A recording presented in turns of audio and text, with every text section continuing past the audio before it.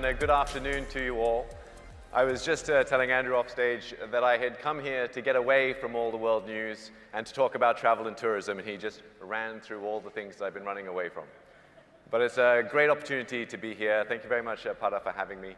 I'm looking forward to getting into a chat. So I'd like to invite up onto the stage my panelists for today, or I'd like to call them to reflect Peter Simone's words, the Pada chairman, the merchants of fun. So I'd like to invite 4 merchants of fun to come up and join me on stage. First, if I could have Maria Helena de Sena Fernandez, Director of Macau Government Tourism Office. And Dane Cheng, Executive Director, Hong Kong Tourism Board. He's here somewhere as well. And Fatma Taufik, CEO and Managing Director of Maldives Marketing and PR Corporation. Hello, hello. Hey, Dane, how are you? Please come and have a seat. And Jerry Perez, Vice President, Guam Visitors Bureau. Is Jerry around? Hey.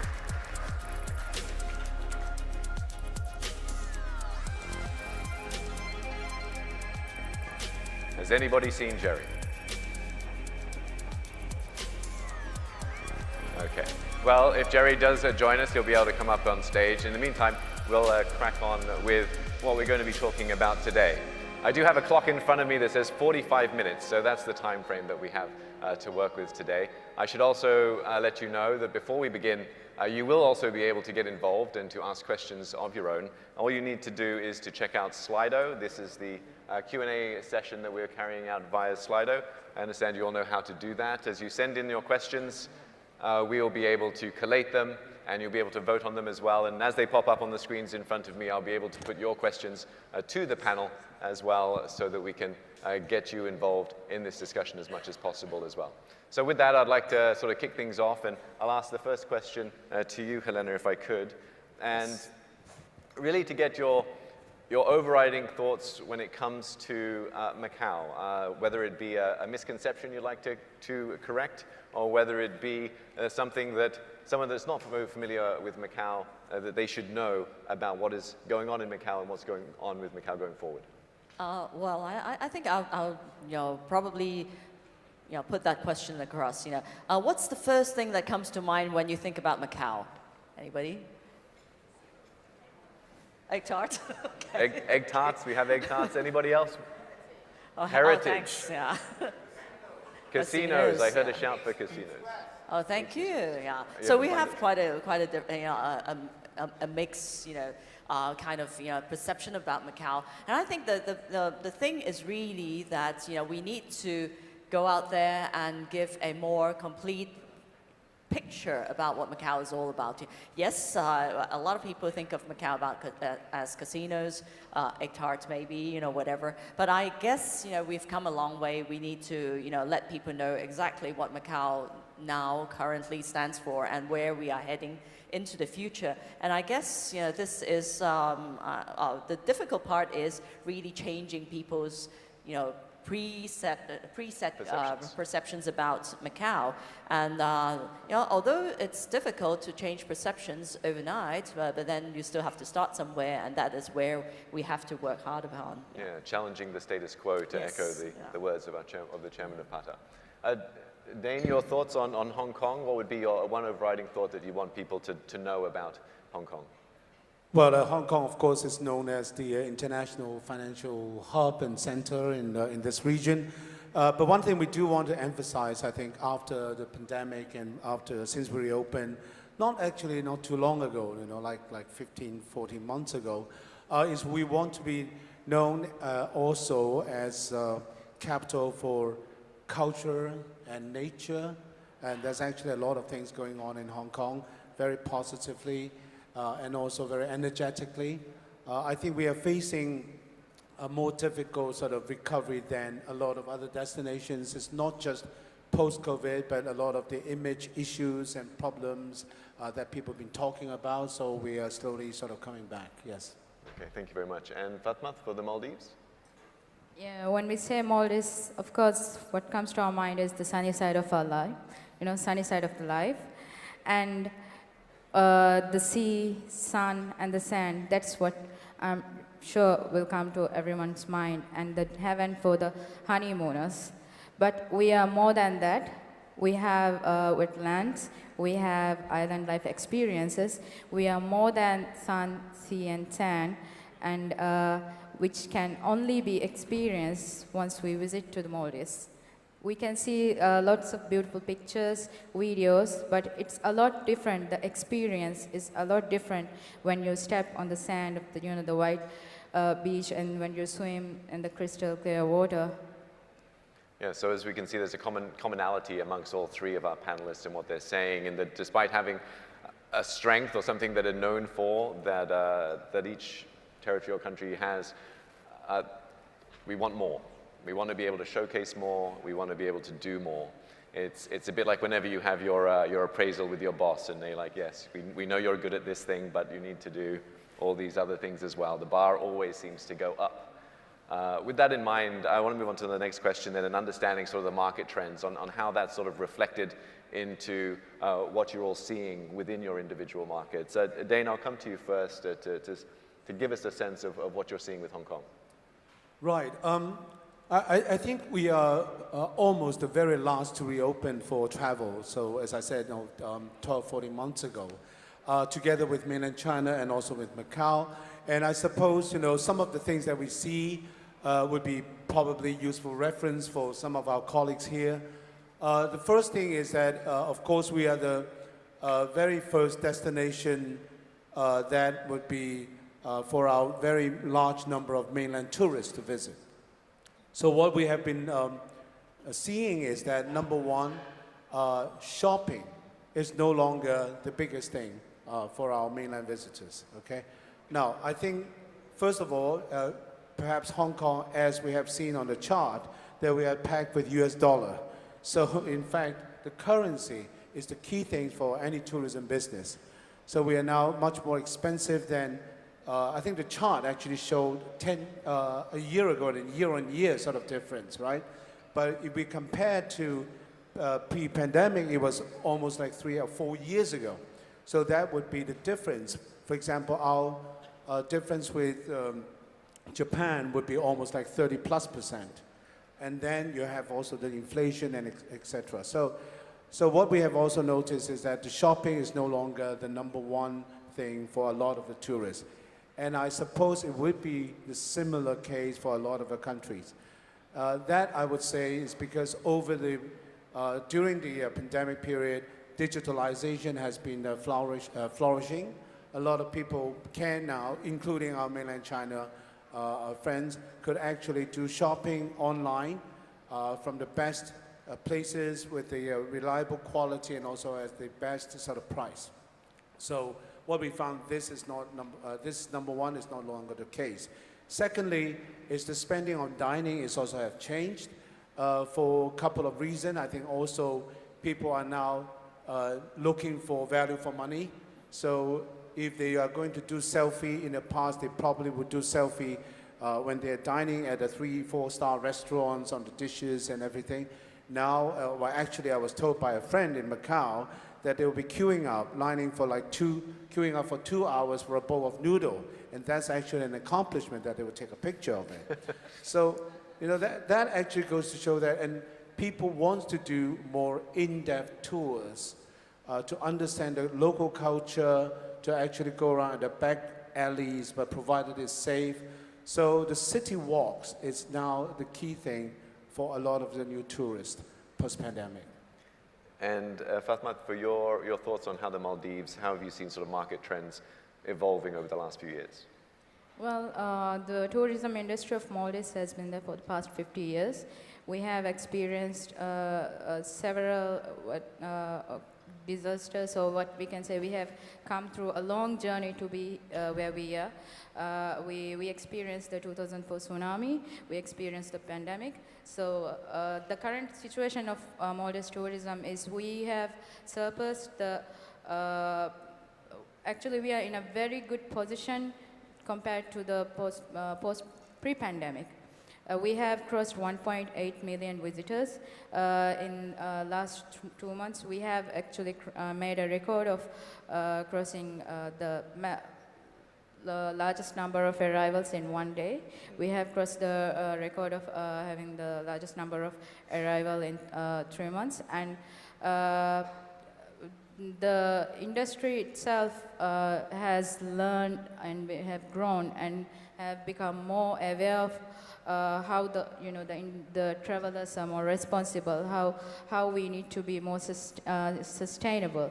So the pre-pandemic has been a promising duration for us, but during the pandemic, it has made us learn so many new lessons to be more open up for more, to be more diverse and to be more responsible when implementing, when providing services to our travelers. So the post-pandemic has been very promising for us, and so far it looks really good.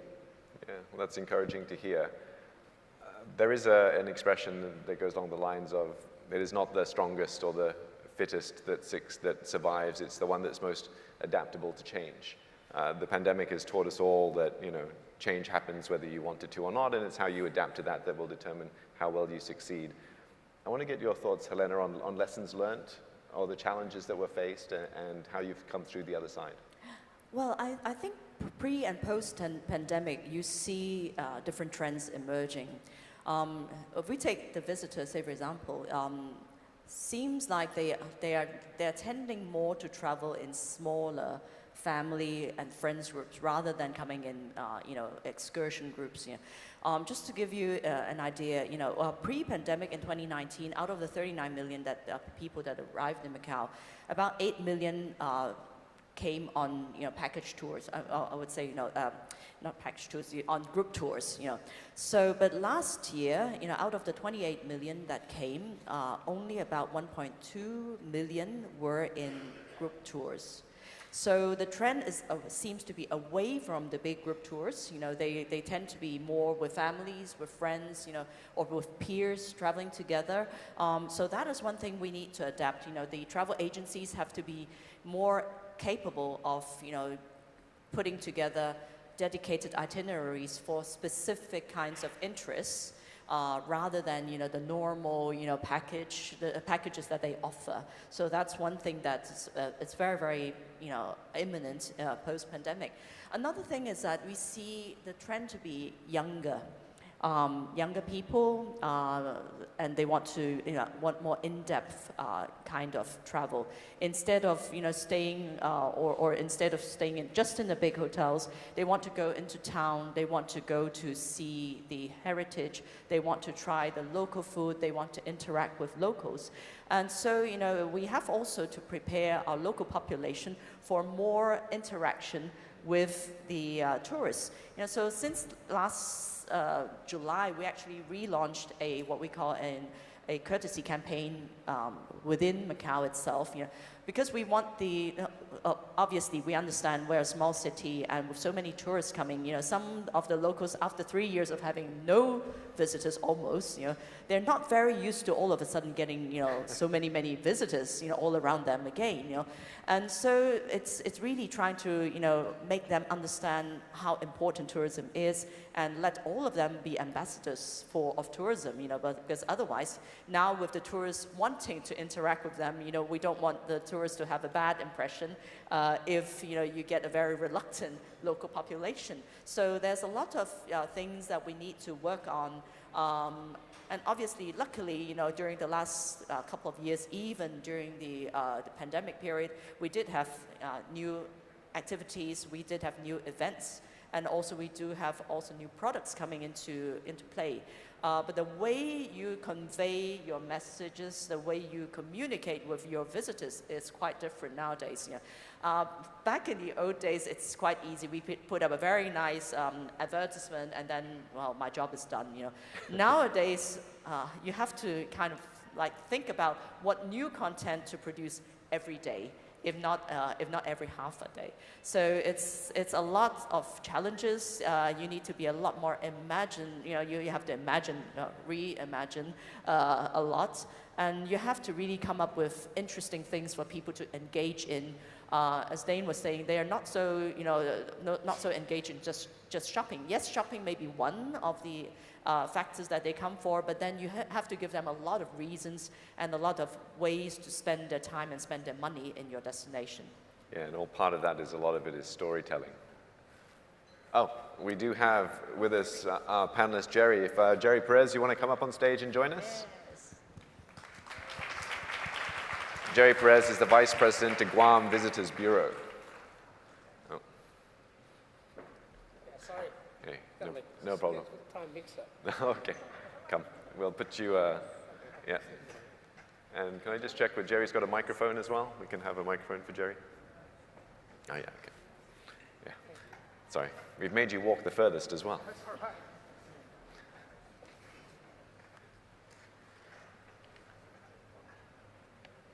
Jerry, we've just been having a discussion, and we started it by asking each of the panelists one thing to know about their area, whether it be Hong Kong, Macau, or the Maldives. I know you've just come in and you've just sat down, but perhaps you could tell us one thing about Guam that you want everybody to know, whether it's correcting a misconception or reinforcing a message. Yes, the island of Guam is the middle of Micronesia. There's about 150, 160,000 people, and we get, on an annual basis, about 1.6 million visitors from East Asia. So it's a very important destination for Northeast Asia, particularly Korea, Japan, and Taiwan. And so we're focused now on trying to grow our market from the ASEAN countries, because as leisure time increases in the ASEAN countries, as well as middle income, we see this as an opportunity, and we're starting to attend some trade shows now, like in Malaysia, Lamata, among others. So Guam is a U.S. territory, and it's kind of like Hawaii in a sense that a big part of the economy is driven by military presence, but the way I put it, it takes about 60 to 70 visitors to Guam to support one tourism job. And we have 20,000 jobs in tourism. So that gives you an idea of the scale, as small as we are. Yeah. So it's pretty important for us because we don't have much of a domestic market, 150,000 people, right? Unlike Hawaii, Hawaii's got probably 70 to 80% of their visitors from the mainland and from North America. Our basic industry is inbound based. So that kind of gives you an overview of the kind of business that we do in Guam. All right, thank you very much, Jerry.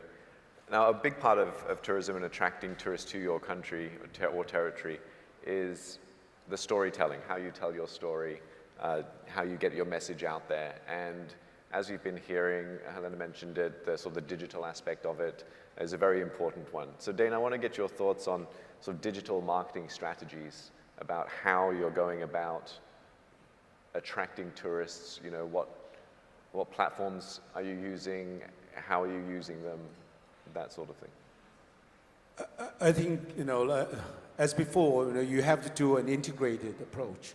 But I think nowadays it's getting more and more sort of complex and difficult because we have to now promote directly to the consumers. Okay, so you have to directly promote to them so that you plant things into them so that they can think of your destinations as one of the choices. Even if they do not want to travel or may not want to travel now, they will think about you positively. So naturally, again, over the last couple of years, the thing that has developed the most is the social media platform. So that is the part is the most key. And it also depends on which market and which segment you want to target at. Then you would have different social media platform to work on and to work with. And I'm sure a lot of people have been talking about in mainland China is the Xiaohongshu, the little red book, which again, it's sometimes misunderstood even by our friends in Hong Kong, and they would some of the businesses would come to us, the tourism board, and said, hey, why don't you advertise more on the Little Red Book in China so that it can help our business come to my specific particular restaurants or shops to dine or to eat or to buy things.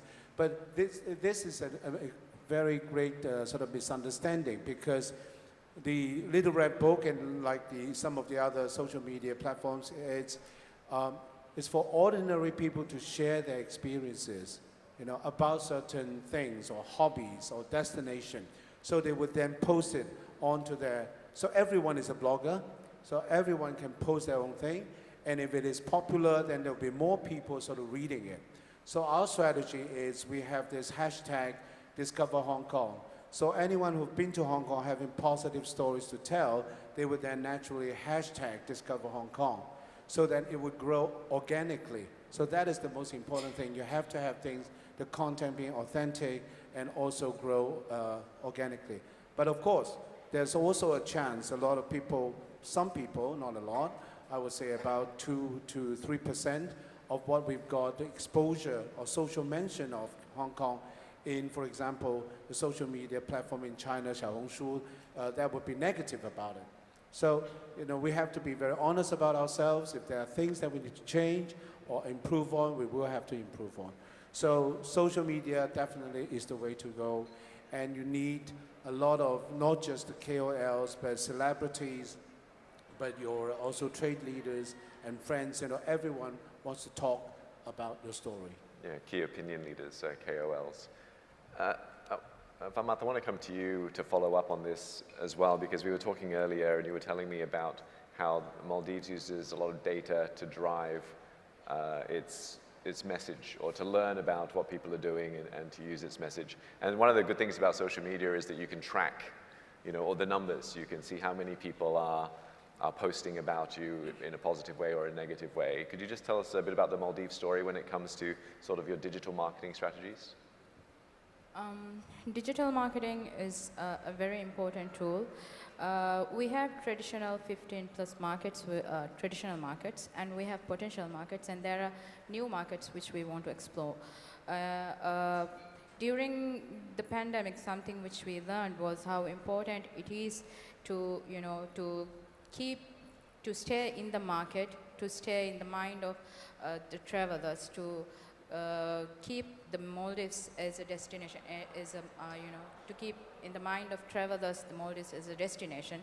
So during that time, we learned how important and how vital it is for us to keep continuing the digital marketing, and how we recognize it as a tool that keeps us up to date with the the changes of mindset, with the trends that are setting. So in Maldives we use a hybrid marketing, where we use both digital marketing as well as being physically present in the market. So we take part in fairs, we do road shows. Apart from all that, we do targeted marketings for each separate using tools that are used within those markets. For example, like for China, we use Weibo and WeChat to reach out to the travelers, to pass on information and to do advertising. So for each market, we have a different set of different type of digital marketing tools which we use.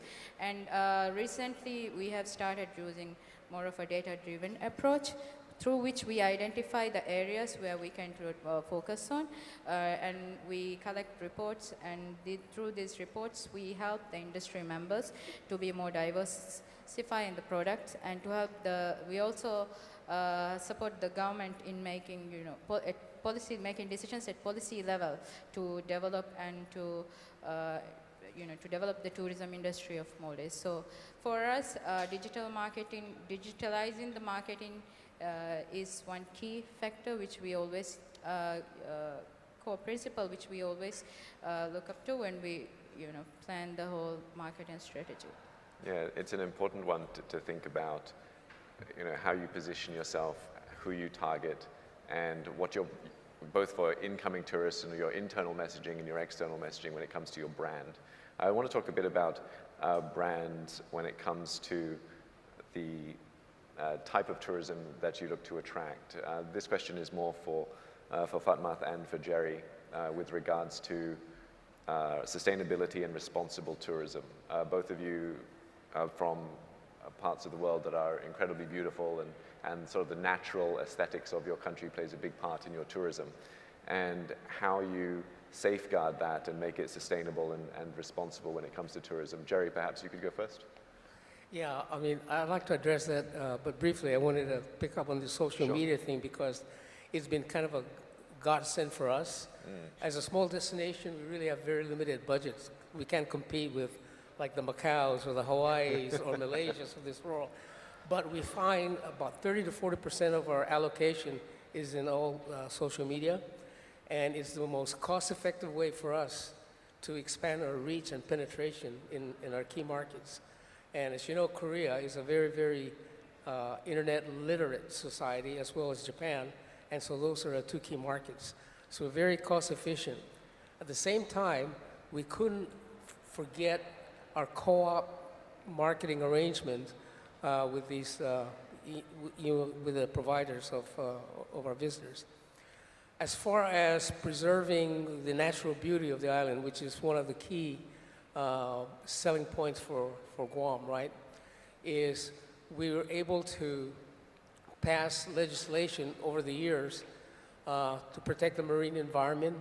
We have certain areas in Guam, for example, that are marine preserves, and I think there's probably not many places in the world where 90% of our leisure hotel inventory is just 10 to 15 meters into the ocean where you can dive and swim with marine life.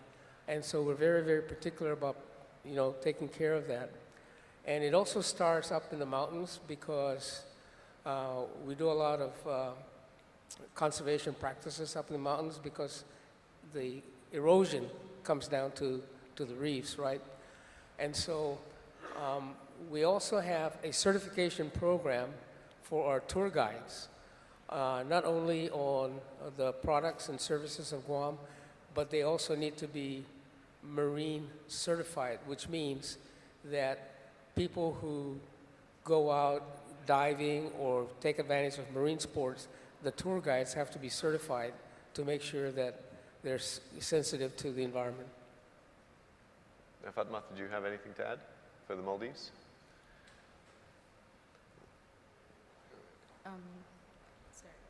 Yeah, with regards to sustainable tourism and making sure that you ensure that your pristine beauty of the Maldives is safeguarded. Yeah, like I mentioned, the industry is 50 years old. Even for a very long time, we have been in this. Even though it is 50 years old, we have always made sure, we have always been cautious of protecting our environment.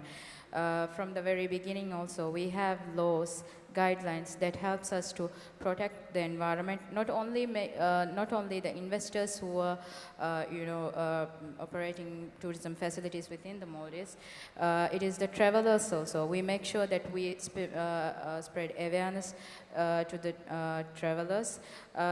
In terms of when an investor invests in building up a facility, a tourism facility, there is a report called environmental impact assessment, which makes sure, which is under the Environmental Protection Agency, which makes sure that each and everyone who is involved in the tourism industry follows the guidelines and laws that helps us to mitigate and protect the environment, which is for the world, Maldives is known as the natural beauty, the sun, the crystal clear water, the underwater beauty, and us being one of the low-lying country, for us it is vital, and it is very, very vital for us to protect the environment so that we can maintain the natural beauty and the ecology of Maldives. So at the policy making level also, we are very much focused on making policies and laws to protect and to spread awareness, not only among the industry members, but also among the travelers who travel. And I think nowadays the travelers have become more responsible. And one of the, a while ago when we had a session with the BBC Lunch, there it showed that 77% of travelers do prefer choosing, environment, or even though they have to spend a little bit more. So likewise, for the past 50 years also, we have been alert on protecting the environment and make it preserving the natural beauty of Maldives. Yeah, it does pay to look at the long game rather than sort of short-term benefits, perhaps, when it comes to sustainability of the tourism that you can offer to tourists. We've got a lot of questions in. Thank you very much for those of you who have submitted. I do want to talk a bit about partnerships and collaborations in a short while, but let's get one of these questions up to our panelists. I'll read it out for you. It says, I'd like to know how each of the panelists' organizations are looking at utilizing AI in their destination marketing strategies, uses, challenges, etc. Anybody want to take that one on first?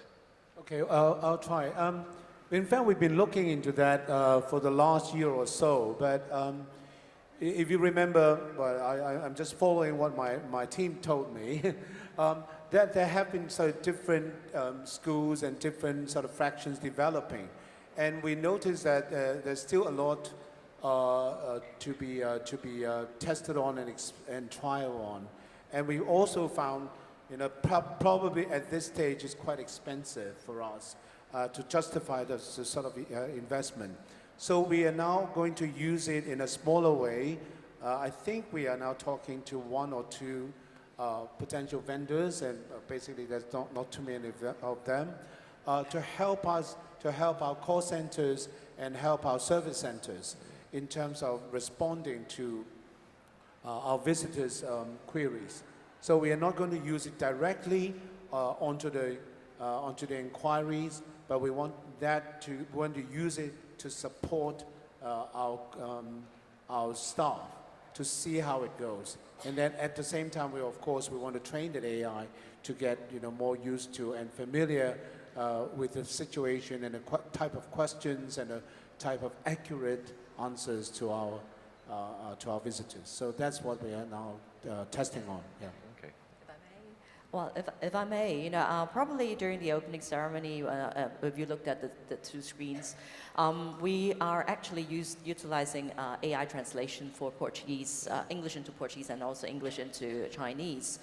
We are now, at the stage of testing the use. Obviously, we haven't totally done away with, the traditional, simultaneous interpretation or other interpretation services. But yes, we are trying to introduce AI. Another thing that we are testing right now is utilizing AI chatbots in terms of customer service, kind of, replying to, inquiries. It still is in the testing stage. As Dane said, it's not that, easy. You have to teach the AI all about Macau first, so you have to have a very good student there. Have very good teachers there to start with. Yes, we are starting to work on it. Last year I was in Portugal for the Portuguese Travel Agency's National Congress. They were actually utilizing what we call an AI MC. And also AI translation as well, but it's easier between the Latin languages. But then what they told me was that in order to service the AI MC, you actually have to have other people giving a whole full support system. It's not yet that easy as it seems. So John still has a job for a bit longer. Yeah. You have to say, for example, you have the AI MC and you have to have somebody at the back kind of supporting the AI MC. So it's I guess there's a lot still to develop. It's not very widely used, or it's still not that user-friendly completely, but I guess we'll get there someday, but that's the way to go. Yeah, it does seem to be pervading every aspect of our lives, and it's only just going to become more. I kind of think of AI as when you're trying to run away from a tiger, it's more, you just have to run faster than the next person next to you, but eventually the tiger will get us all, and will catch us all. Jerry, your thoughts on AI? Is it something that you're thinking about with Guam? No, we're very keen on that, but we haven't really applied any of it yet. We're trying to understand it better. But our focus is basically threefold if we get into it. Number one, use it as a defensive mechanism for, bad-mouthing the destination, so we can kind of detect that early. The other thing is taking advantage of taking it to the next level from geofencing in terms of understanding our customers. And the third, basically, is to try to get a better handle on understanding the psychometric data from our customers so that we can anticipate at least that in advance, right? But we're a long way yet to that stage of application. Yeah, and Fatmath, you were talking earlier about using a lot of digital data and things like that. Is AIO part of that? Yes, actually, us being a country open up for the whole world, we are actually forced to, keep up with the new additions, new developments. So we do use AI in our marketing strategies, not only in marketing but also giving out the service to the travelers, like indirectly and directly. It can be the border control, or it can be in terms of the transport. AI is everywhere, so we do use AI directly and indirectly in the destination marketing, not just the marketing, but also giving out the service to the travelers to Maldives. Okay.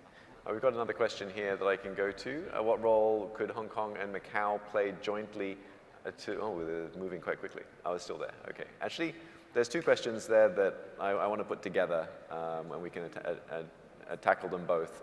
How will the explosion Okay, they're moving quickly. How will the explosion of Muslim tourism affect the destinations in the medium term? And what are the plans by Macau tourism and industry players to create trust in the Muslim market to choose Macau? Is Macau going to have standards in place? Helena, I'm guessing that's to you? Yeah. Well, actually, Muslim tourism is, I get asked that question every time I go to Malaysia or Indonesia when we do promotions there. There is a lot more effort now being put into, trying to also, I would say, let the tourism industry locally understand better what are the needs and what are the specific things you have to look into for, in order to cater to the Muslim tourists. We have, last year even, even during the pandemic actually, and then going on to the last year when we reopened for tourism, we already ran a few courses, or seminars among the local tourism industry in order to tell them about the etiquettes of Muslim tourism and also the food and other kinds of things you need to look into. And right now, I guess, the next step for us would be in trying to see if we can bring in some certification system, so that, people will understand that these are places where you really can get Muslim-friendly meals or whatever. We're still not there. We are working very, very hard with the integrated resorts as well as other tourism partners. But I guess, Muslim tourism will continue to play a very important role, not just for international visitors coming in. Just recently, the central government announced, 8 additional cities for Hong Kong and Macau in China that they can come on individual tourism, and including places like Urumqi, in the Mongolia and all that. So Urumqi definitely is a very, very big Muslim-based market as well. So it's not just for international visitors; it's also for mainland Chinese visitors coming in. So there's definitely is a need to understand better and cater better. Okay, thank you very much for sending your questions in. Do keep them coming.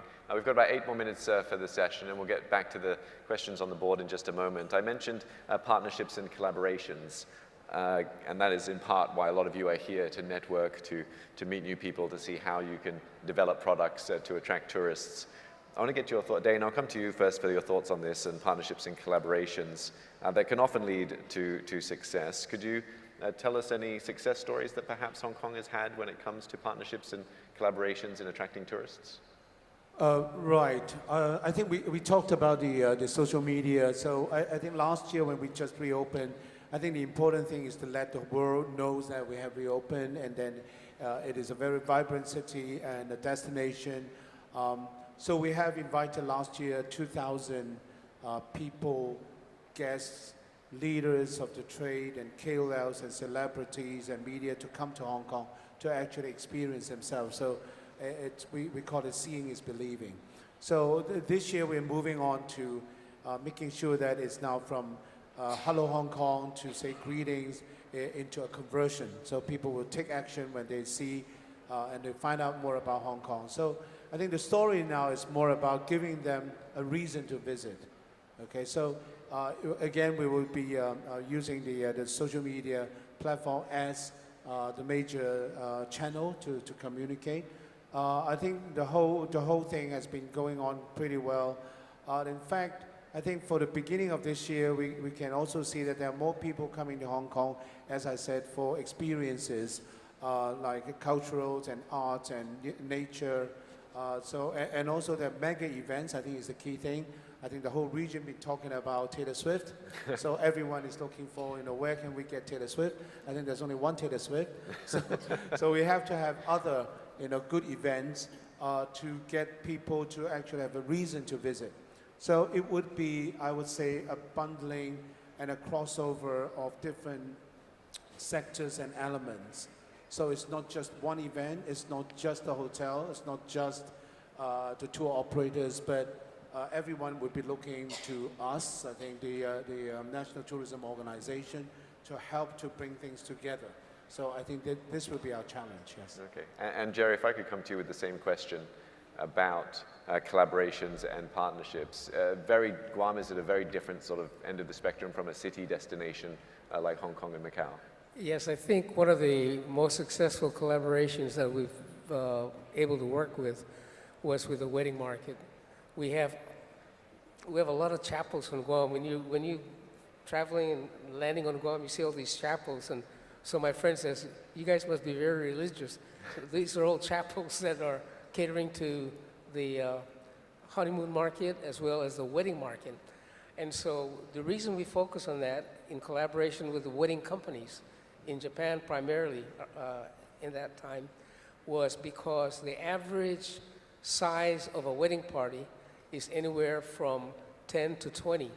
And so it drives seat inventory, it drives hotel room nights, and by the way, while they're on the island, the value chain of the wedding market increases because they have to get their hair done, they have music, the receptions, the makeup, the music, and the whole thing. So we were able to actually successfully pursue that so that our total wedding market at that time out of Japan, we went from about 11% to 35 to 40% of all outbound Japan wedding markets. So that's an addition to us. That's an additional 400,000 or 500,000 visitors per year. Okay, and Fatma for the Maldives? We do a lot of collaborations and partnerships. One of the most recent and exciting collaborative campaign was the one we did with Fujian province of China.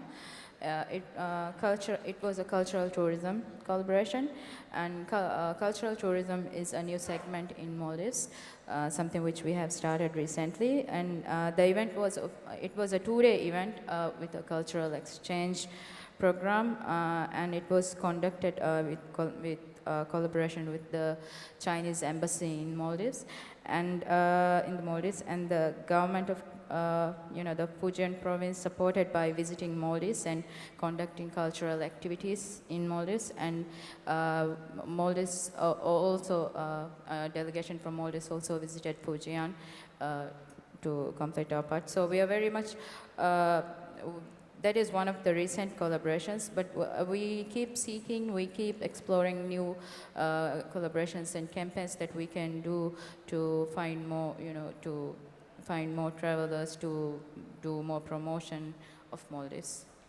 Okay, we've got just about 2 minutes here. I want to get closing thoughts from all of you before we end, but there is one question here, perhaps.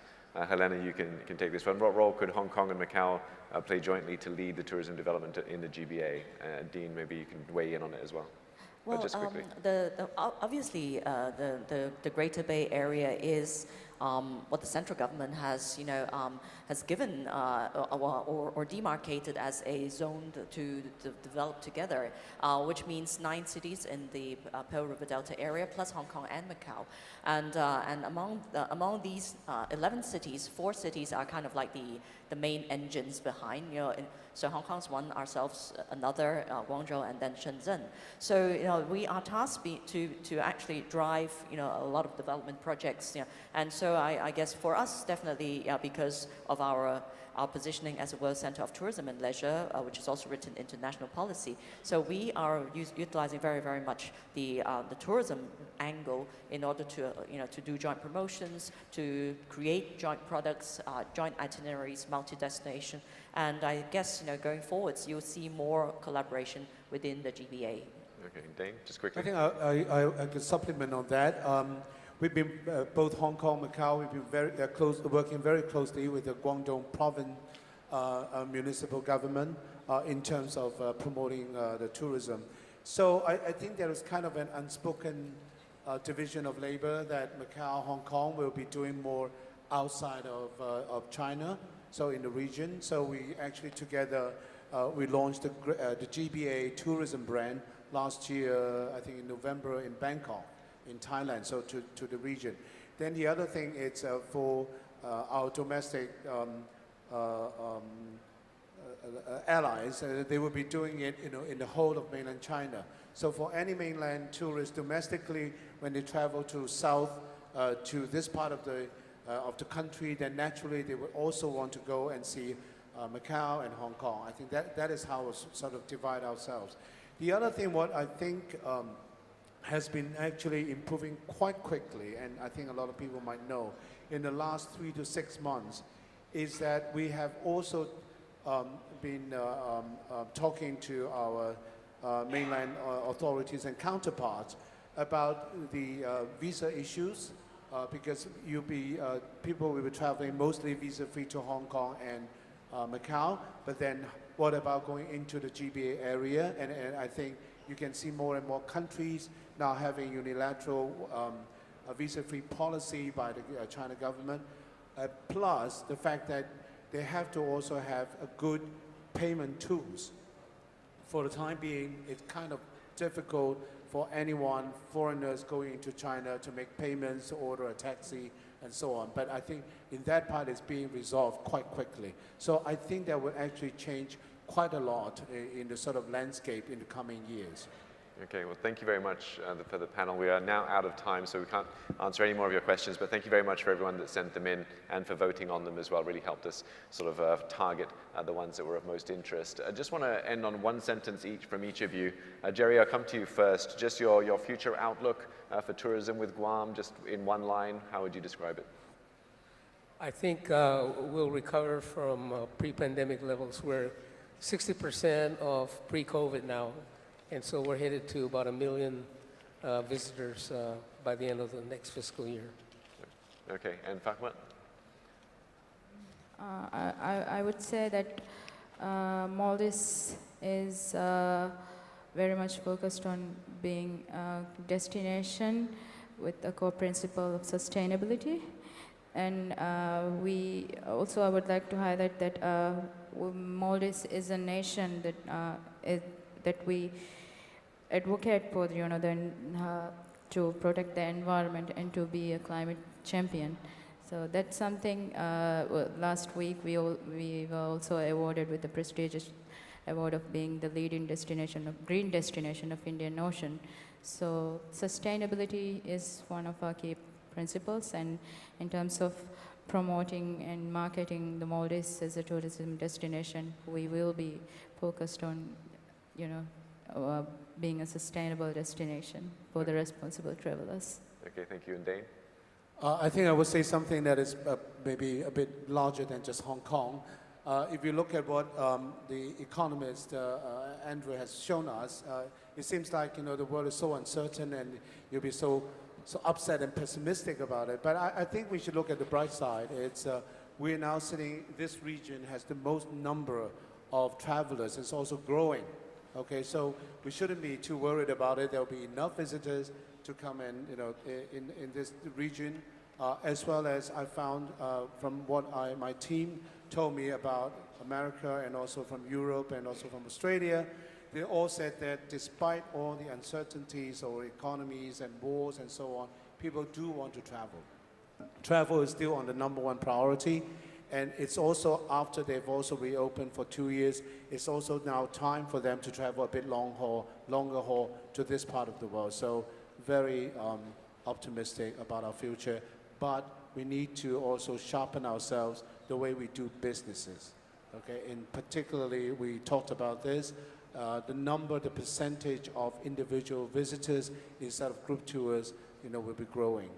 And just a hat tip back to Andrew, he was saying that Asia will contribute 60% of global GDP, so we're certainly in the right place in the world to capitalize on that when it comes to tourism. A final thought?